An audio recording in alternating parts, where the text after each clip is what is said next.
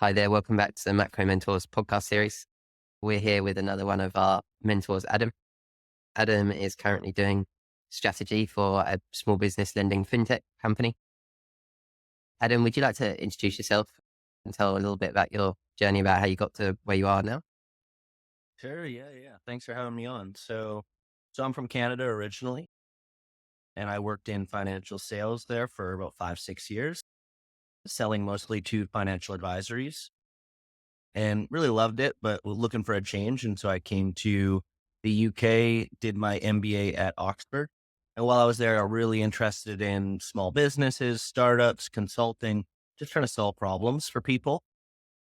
Ended up working in the fintech space where I am now, working mostly in strategy, sales, and execution, trying to find, the best lead for our sales team. And then, how can we get small businesses the loans they need at rates that are affordable? Okay. One of the things that we were kind of discussing just before you came on is kind of like, do people actually know what fintech is? Yeah. So from your opinion, like kind of how would you broadly describe what a kind of fintech is? Yeah. I think fintech can broadly be described as anything that's disruptive using technology in the financial space. So, I mean, you can look at a big company like Monzo and even say that's really fintechy, or, the payment section is huge. You look at companies like Visa and MasterCard, they're using technology the best they can, but they're not technology first. So lots of small startups started in '09, '08 when things were tough for consumers. People had been laid off from banks or consultancies. So they said they're going to start their own business. And, from day one, they were using technology. They were working remotely. Everything that's a trend now was starting back then. So it's a big field that encompasses a lot. And I think, it's a hugely developing space. A lot of the companies are just starting to become profitable, which is exciting for investors as well. So yeah, it's a fun space, but it's diverse for sure. What made like fintech appealing for you personally? Yeah, I think the one thing is it's a really easy way to get out there and impact a lot of people. And so, through the use of technology, you can a lot of things have been democratized, including education. You look at the growth of YouTube, for example, and how many people are learning how to, fix their kitchen sink, or, learn the portfolio theory. You can learn anything online.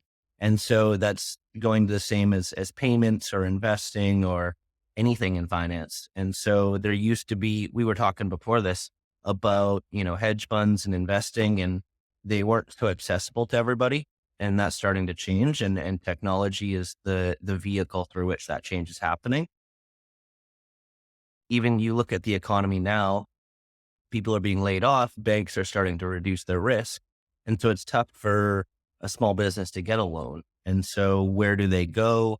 How do they get that? And how where can they go? They can get something that's reasonably quick as well, because, small businesses, they don't want to go through the long process. They don't have dedicated teams that are working on finance often. If you're working at a local bike shop, a bike repair shop, where can you go as the founder or head of the company and get a loan? And so that's what the company I work at does. But, there's so many interesting companies in fintech right now. One of the biggest trends is the consolidation of so many markets. A lot of these industries are, coming up on 10, 15 years old, and the competitive landscape has changed so much. It used to be anybody with a laptop was starting a business, but now, the VCs are starting to look for exit opportunities. They're starting to look for returns. And so companies that aren't profitable in a market like we have today just aren't as attractive anymore. So you see a lot of consolidation in the market as well. Yeah, I think I would kind of side for it's an interesting one. The banks are definitely being disrupted.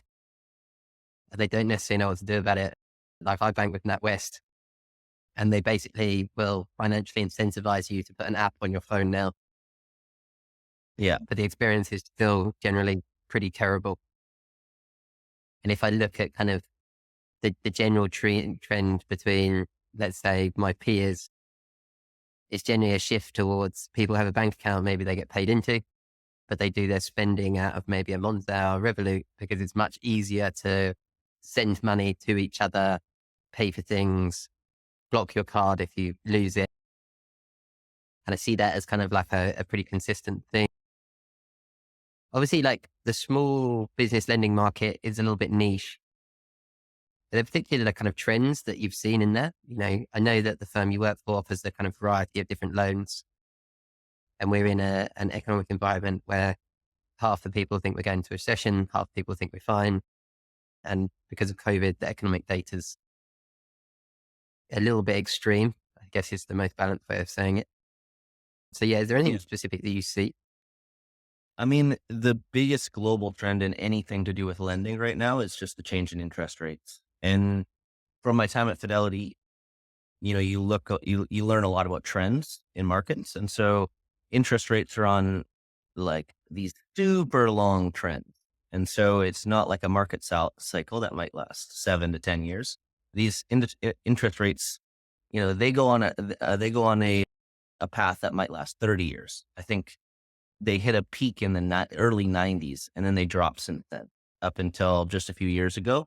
And then, every central bank started raising rates. And so that impacts everything in lending. For us, we're trying really hard not to raise rates on consumers. So it just says margin and makes things a little bit more difficult. It makes us prioritize a lot.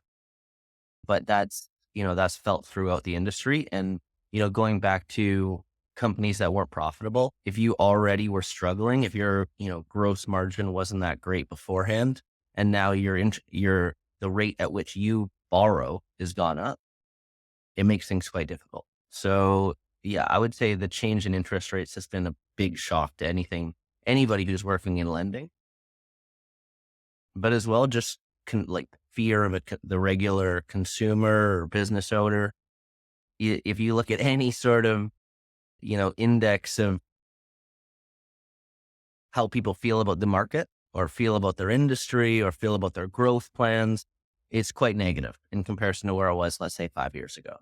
And so, the personal ability for companies or people in those companies, the executives, to take on risk is demoralizing sometimes. And so, how do you incentivize people? How do you find the right businesses to loan to? Everything just gets more complicated.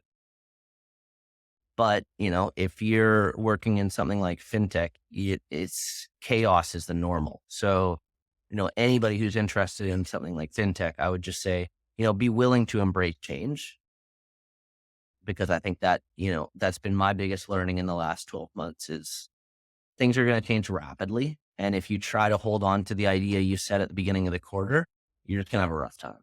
And so, be willing to embrace change. Most of the companies are pretty good about treating their employees right because they know there's a lot of competition for good talent right now. So I think it's a great space to start or build a career, but definitely there's a lot of change. So makes it tough. And are there any kind of particular winners that you would point out? Let's imagine I'm a graduate looking really interested in the fintech space. Are there any kind of niches that you see? Oh, like if you like that, you might want to look into it. Yeah. I mean, I think you really need to use your time in, especially the last year of education, but I guess it depends on where you are in that journey. You really need to be willing to sit down and journal and kind of challenge yourself on what you want, because of course it's nice to say, oh, I work for Monzo or I work for Revolut or something that has a bit of a name. But for a lot of people, it's actually better to work at a startup. And even if that startup isn't successful, the experience you'll get at that startup is so vast and so varied in comparison to something like if you go to Monzo, they're a pretty well-defined company. They've been around for over a decade and they've grown a lot we're talking about using them. I think anybody in the UK who's under the age of 40 knows who they are.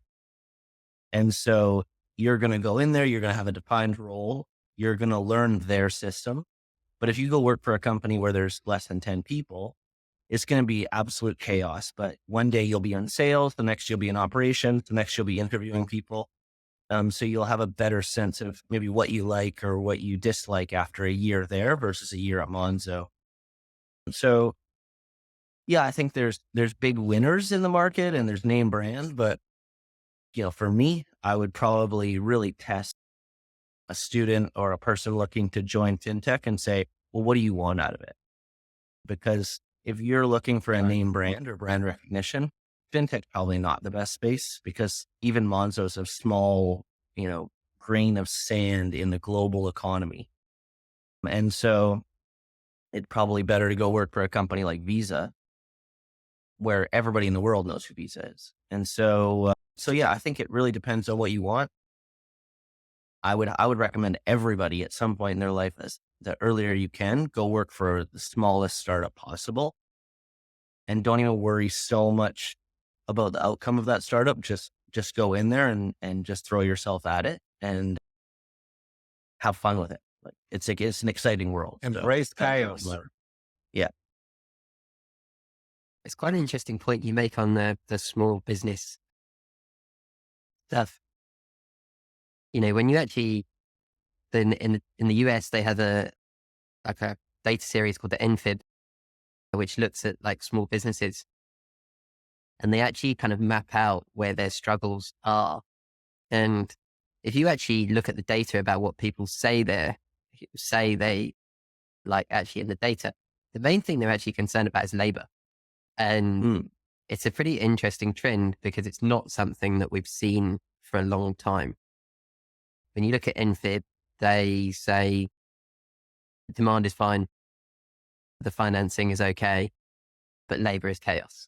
And as someone who sits in kind of front office finance, it's a really weird market because we have kind of structurally low unemployment in places like the UK.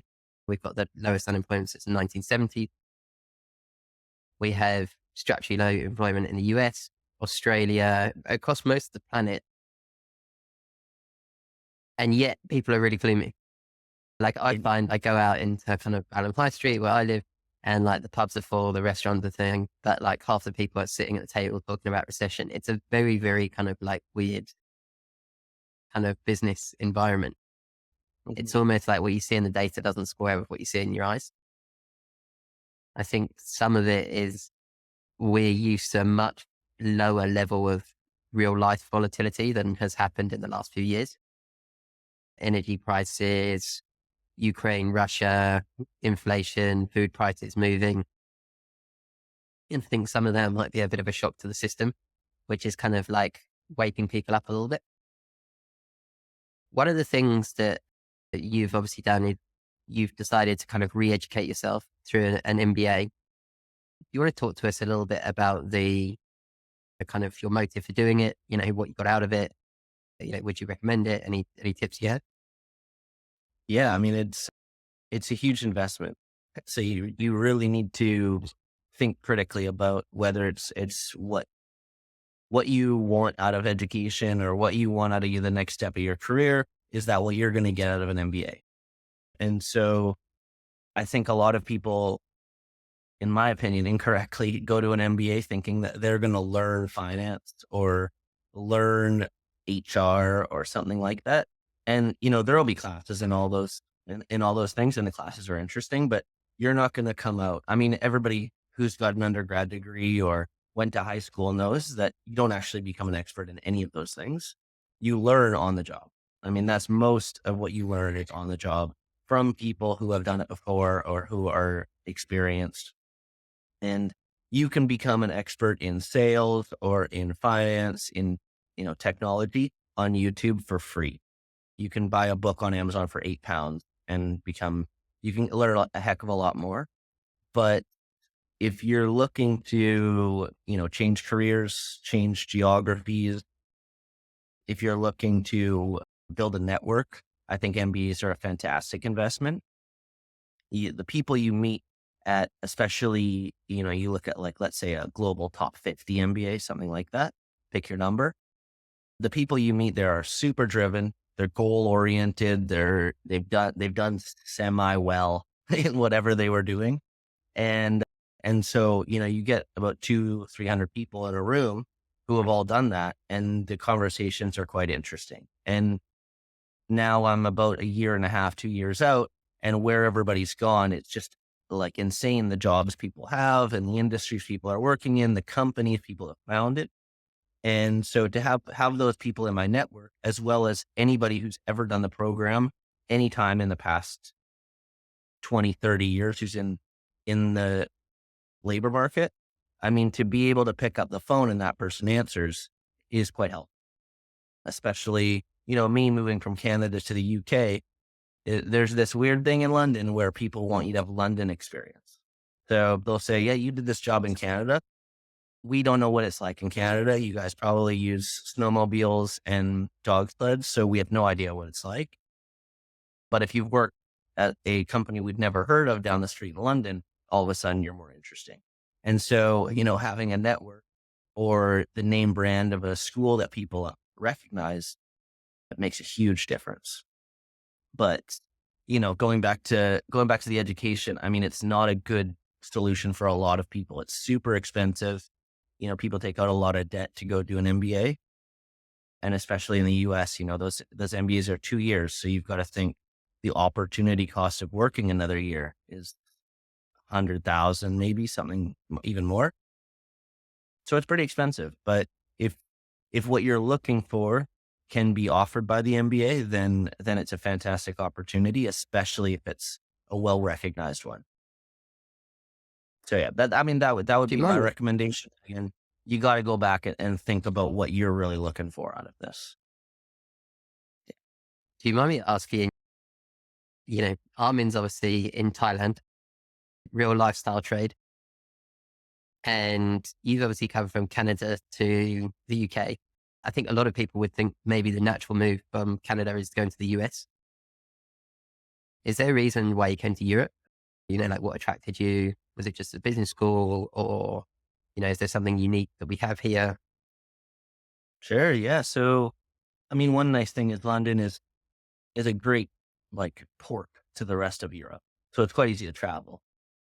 And I'd done a semester abroad in Germany and thought it was so interesting that you could take a bus for £10 and go to Paris for the weekend. And that's just so not even conceivable in Canada, where it's, 12 hours by drive to the next tiny town. There's just so few people and such a big country. And so, that was part of it as well. Yeah, I could have gone somewhere where like New York or Los Angeles, but it just seemed too similar. It was kind of like, okay, that's the backyard. It's different in that the beginning of the postcode is different, but other than that, what really has changed? And so coming here, London is a huge city where you can be the best at something in anything. You could come here and be like, I want to be a singer. And in London, you can be the best singer ever. You can be one of the best worldwide singers, or you could do sculpting, or you could do finance, or you could do literally the world of opportunities in London. And so, not that this was my plan, but shortly after moving to London, I started doing stand-up comedy as well. And so that's just it's so unattainable where I'm from in Canada. So difficult. There just really isn't the opportunity set. And so I would highly recommend anybody who has the opportunity, even if you're going to lose money on it, go to a huge city, whether that be London, Hong Kong, New York, who cares? Go to the one that's weird and scares you. That would be my recommendation. There's quite an interesting theory from Mark Andreessen called reality privilege. And his argument is that unless you live in one of these massive city or cultural centers, the internet is probably better than real life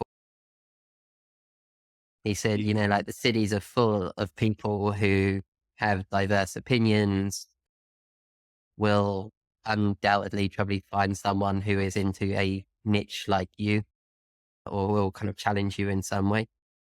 And that's very different to how people outside of kind of some of these cities kind of grow up. And that's drawing more people to kind of online communities rather than maybe like communities in real life. As a Brit, I should probably say thank you. And if you ever want to get a job for the tourist board, I'm sure we can send them that pitch and Perfect. they'd absolutely love it. No, London's a pretty interesting city. It's obviously going through kind of relatively decent change with kind of some stuff moving to Europe after Brexit. I still think it has quite a structural edge. I think just English being the first language. And when you think about where global capital pools are, they generally come from kind of Japan, China, US, Middle East. And I think London has really carved out quite a good experience for people from those localities. And I think that's going to be very, very hard to kind of reflect in Paris or Spain. And, when I look at it, the main savings pool in Europe is Germany. And there's just no need for a German to deal in Paris. A German will either deal in Germany or London, which is always going to kind of like limit the scope of how much that banking can broaden out or how much industry can broaden out. And what I tend to see is one of the key things you should always think about with your employment is, how much negotiating power do you have if it goes wrong? And when you move into a commercial hub, if, for instance, the fintech company you work for gives you a bum deal, there's 5 other fintech companies in London who will give you a good deal. And that in many ways acts as an incentive structure for them to make sure that they treat you fairly. And I think one of the issues of, going to a satellite office at a smaller European city, and I think this has happened kind of somewhat in where I do in Madrid, there were kind of 2 investment banks that have moved out there. It was Credit Suisse and Morgan Stanley. And Credit Suisse have had kind of internal trading kind of woes. Credit Suisse are largely closing the markets part of that office. And now you're kind of like stuck, right? You have no bargaining power. Local wages are much lower. Mm-hmm. And I think that eventually keeps the pull of coming back to a large hub, whether it be, I think obviously Dubai is growing, Hong Kong, Dubai, Singapore, London, New York, very, very strong over time. I think Armin will probably give me the complete opposite and say that remote work's going to change all of that. I don't know if you've got any thoughts, Armin. No, it's, I think like, it's just like a network, right? These are simple network effects. Like the cities are going to become now more. That's why commercial housing is going to be crushed. It's going to become more like a Disneyland and they're going to be great. So I think like, they're not going to fall off the cliff. In fact, I think like, people like remote work will mean for a city like London that it will be more friendly and the quality of life will even go up because you will be able, like you have all of these kind of like office hassles, kind of commuting, all of this like will be to a certain extent reduced. And you can spend the time better. And there's so many great places in London where you can just like hang out and have loads of fun, which doesn't mean in any way that remote work is not the future or the present. I think, I think remote work, as you know, by far the biggest thing, bigger than the internet probably. And so, it is totally independent. It means that like a lot of places are now attractive that have also great lifestyle. So these places will become more attractive. And you see this, the new tech hub in Europe for sure is Lisbon. And like cities like in Lisbon had no chance before, no chance at all. But it doesn't mean, however, that network effects or cities like kind of like London will like, be diminished, nor by Brexit, personally, in my opinion, nor by remote work. Same goes for Singapore. I see it here in Southeast Asia. It's just growing. Mhm. Yeah. It's actually interesting. You've actually, for the first time, we're obviously, let's say for most of the world, we're now, I don't know, just verging on 3 years into this, you could work effectively from home kind of regime shift. You're actually in the financial world just starting to see this turn up in commercial real estate in like a real way, where you think about how the assets work. I think the Bloomberg ran a story this week. I want to say that they reckon remote work's costing them 8 or 12 billion, where basically Friday footfall is 15% of where it was in 2019. And, if you're a shop owner, you can't continue to pay the same rent, and in many cases, they were talking about things like restaurants, and restaurants, is kind of high volume, high footfall business. And one of the things we saw this week was Brookfield, who are one of the largest asset managers, I would guess, on the planet, decide to default on real estate loans rather than refinance them. And I think that's a fairly significant signal that's been sent to the market that actually there is structural change going on here. And really it's going to require, I think, a wholesale repricing in that commercial real estate sector. Going back to fintech for a second, Adam, one of the things that we've obviously discussed is you are using quite a few tools to aid you in the kind of strategy and sales process. That's something that we've also encountered. What are you using? What have you found useful? Are there any trends that you see there? Yeah, that's a fair point. So the biggest tool we use is HubSpot. That's That's just been crazy. I started using it when I worked at a very small startup. There was only 4 of us, I think. And basically we got it at a huge discount because they give discounts to startups. And they were kind of like, all right, Adam, go ahead. And so, I just learned on YouTube and blogs and wherever else I could get free access. But through learning that actually was a huge reason why I got my job that I have now, is because they had about 300 people and nobody understood how to use HubSpot. Everybody was a bit afraid of it because, a small mistake on HubSpot means a huge impact to a lot of customers. And so even now, I probably get a message a week on LinkedIn from somebody saying, hey, we're looking to use HubSpot. Can you help us with this? And so there's a huge opportunity, I think. I always recommend to people become an expert in the tools you use, because that's a hard skill now that you can then use as leverage. You were talking about how much leverage you have when you're looking at your employment. If you are an expert in one tool or a few tools, that means huge. That makes a huge difference. And so yeah, we use HubSpot for everything. So that's been a huge impact. I've also seen a big boom. Even outbound? Yeah, for outbound is exactly. Yeah, mostly outbound. Being familiar with these kind of things. So you have the premium package then.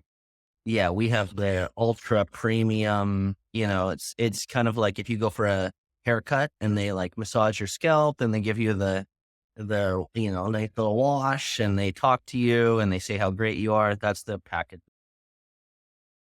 And so just for the What's that? just for the audience, do you want to just give a brief overview of kind of what HubSpot is? Just so Sure, people yeah. have a bit of context. Yeah, that makes sense. So it's a CRM, so a customer relationship management tool. The other global, behemoth is Salesforce. So a lot of people would use Salesforce. But yeah, it's a way to store contacts for sales purposes mostly and for marketing. And through it, you can use some pretty, fun automation tools and workflows that allow you to send automated emails, a series of automated emails where you kind of create the journey that you want customers to go through. And, internally you can create things like playbooks where, your sales team answer questions while they're on the call. And then afterwards you have this data that then you can go through and analyze. So those are just a few examples, but they've got pretty good reporting, I would say. But the key standout of HubSpot for sure is their customer service. And so you can almost like maybe 23 hours a day, you can chat with them online and you can just say, hey, I'm struggling with this report. I want this data. I want to create this. When somebody emails me, I want to create an automated email that says thank you to them, something like that. And they'll either help you create it, they'll give you the information, or they'll just do it for you. And that's free. That comes with. And so I really can't speak high enough of a company or a tool that we use. It's consistently getting better. I mean, I follow them on LinkedIn because I even think that they're, the CEO posts interesting things. So, I'm a bit of a fanboy when it comes to HubSpot. But yeah, so that's the main tool we have. But outside of that, we use a lot of third-party like lead providers as well. And so that's been a world I wasn't accustomed to. It's just how many companies out there or how many people with a laptop and the internet connection have a database of people that they're like, oh, we'll sell you this and this will make you £1 million tomorrow. So trying to comb through that and figure out what's useful.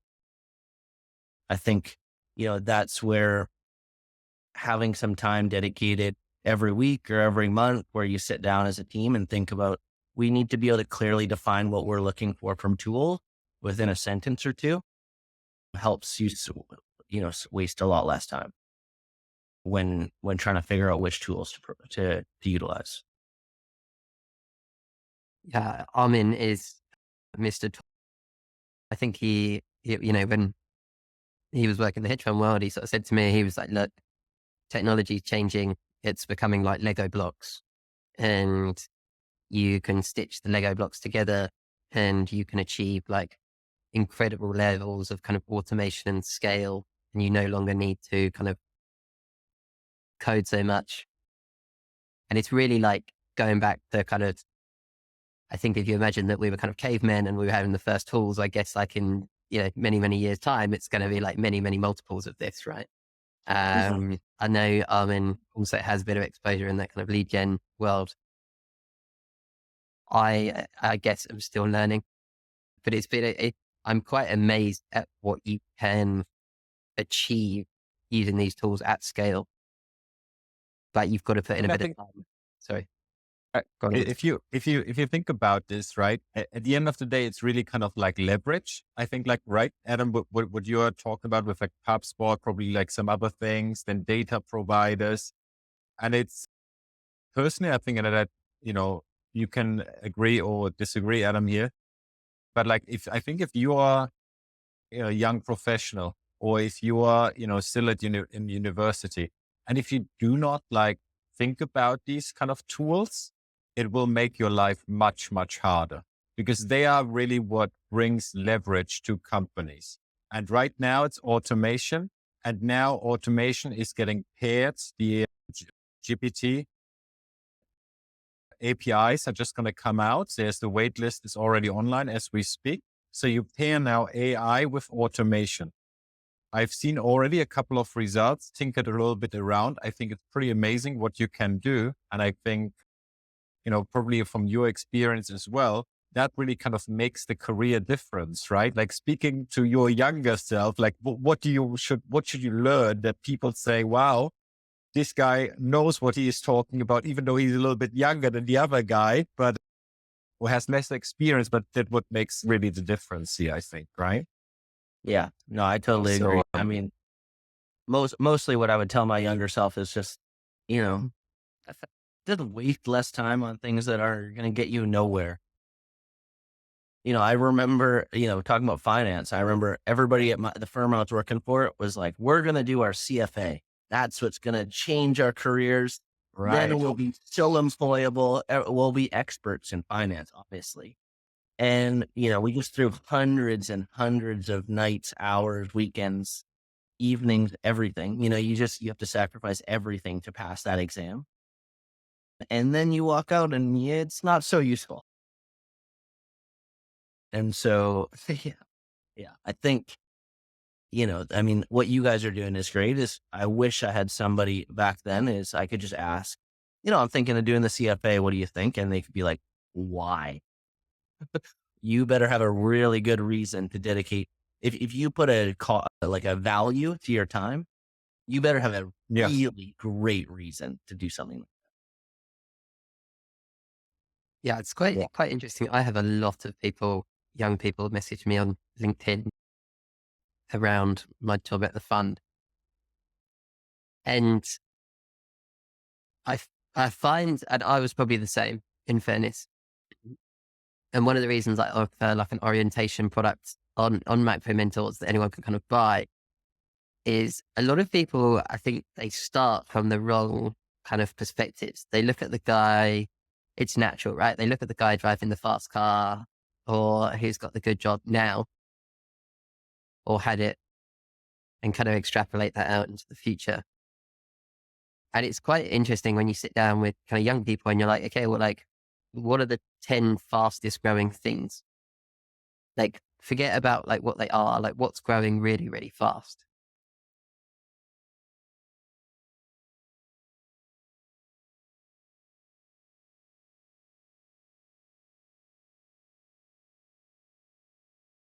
In my world, there's been a huge shift away from actively managed money towards passively managed money. And that generally causes kind of fee compression. It makes the business model harder. Doesn't mean that you can't still have a successful business, but it's a lot harder.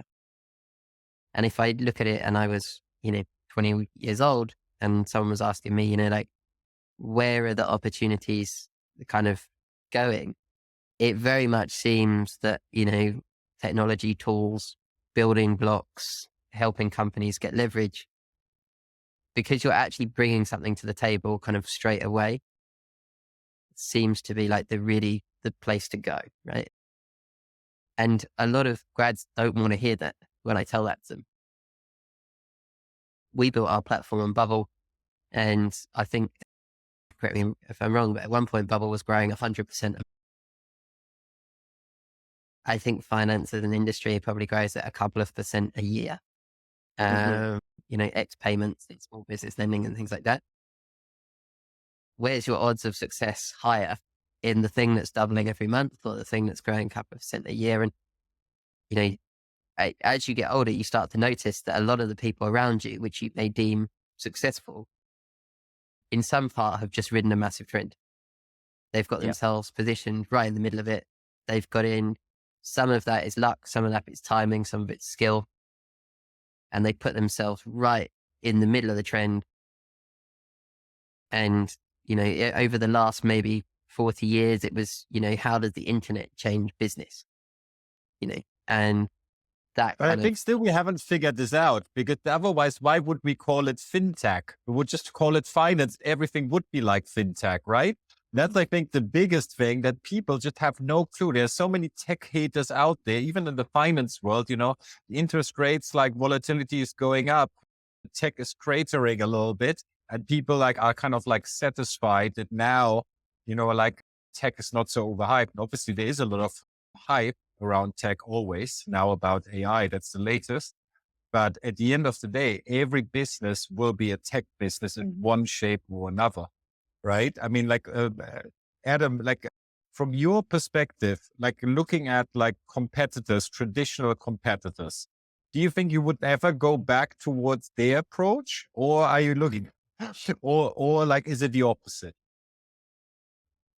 Yeah, it would be hard to imagine ever going to a bank, even just as a consumer. Exactly. I can't even imagine walking in and you have to talk to somebody and then they're like, we'll mail you in 2 weeks. I'd be like, mail? You're sending me a piece of mail?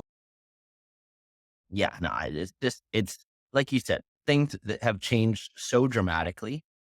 And, going back to what you said, George, looking at the person who is successful and the person who's the head or the VP of Credit Suisse or whatever company, the fund that you want to work for, they want to hire somebody who's fresh out of school in their 20s or early 30s who knows how to deal with they want to understand the automation or something, because these people are dinosaurs and they're like, let's show me the ticker tape. They want somebody young who understands the technology and can come in and explain it to them. And they already know that you're not going to know anything because you're young and you just got an education. So if you can say, yeah, I really understand this tool or this piece of technology that's a big trend up and coming, that is an exciting thing for a person who's more experienced. They have the relationships, they have the experience in the industry. They want somebody who has something they don't. So yeah, I think if you can be an expert or well-versed in some of these new tools or new trends, like you were talking about, you're just setting yourself up for success. Apart from tools and trends, is there anything, any book, any kind of podcasts or any kind of material that like kind of made a difference in your career or that you would recommend? Apart Yeah, from the specifics, is there anything like I that? mean, as far as like one book, I mean, mostly I try to read fiction because I find nonfiction so boring. And really, nonfiction has like one great idea. You read like deep work and you're like, there's like 2 great ideas Right. here, but I have to get to 350 pages to get them. And so, I mean, it's ironic that you can't sit down and read deep work. But anyways, I think the best idea or concept I heard is get like the other side. So if you're like a nerdy person, go do something that is the opposite that people wouldn't expect from you. Like go do poetry, go do creative writing. And if you're the poetry person, okay, go get really good at math or, sciences or something. Like have something that makes you dynamic. And I think people, when they meet you, they want to hire somebody they find interesting and they want to talk to, and they could see sitting next to you in the lunchroom and having this great conversation. Like, wait, you do what on the weekends? But you're an engineer, but on the weekends you do creative writing classes. I've never heard of that. And then you don't even get asked the question about, tell me a time when you were part of a team. Instead you're talking about your creative writing, Right. which is your passion, your hobby. So the biggest thing for me is go find a hobby that you're really passionate about that has nothing to do with your job or your skill set. That would be my recommendation to everybody. And for you, that's stand-up comedy, right? I mean, that's like my big passion. So I do that like 3 times a week. And then the other thing is I do these kind of long distance trail runs throughout Europe. Like it's such a great way to see different countries. But those I'm that's in not the- where and that that's Did you run the Azores last year? yeah, I did. I ran not that one. I ran in Portugal and in Switzerland. But yeah. so Armin and I did the Eiger in Oh, really? 2018, I think. I think that's it. 2019. We did the 51K, I think. I think like you couldn't have paid me money to have done the 100 or whatever. Like it would have been unlimited. Like what it would have paid. Takes a lot of prep. A lot. The hill. And then I think Armin did the Azores last year. Yeah. That's great. Which That's a beautiful I think run, Chip. he told me pretty much broke him. So yeah, I used to do quite a bit of triathlon. So the trail running, yeah, I need to get rid of a bit of COVID belly to get back into that, I think. Adam, if people want to kind of follow you, your comedy, your work outside of Macro Mentors, is there anywhere that you're particularly present? Sure. Yeah. I mean, I think the easiest way in 2023 is LinkedIn. I mean, that's my like main social media. So if people reach out there, I'm always available to answer questions or jump on a call or whatever. And then, yeah, I mean, if you want to follow the comedy, it's Adam's Laughs on Instagram. So follow along. Okay, awesome. Check it out. Thanks so much for taking your time and having a chat to us. If you want to speak to Adam, he's available on Macro Mentors. and you can pick his brains over which tools to learn and his experience of that. Thank you so much, Adam. And cheers, Armin. That was great. Cheers. Thanks, guys. Much appreciated. Have a good one.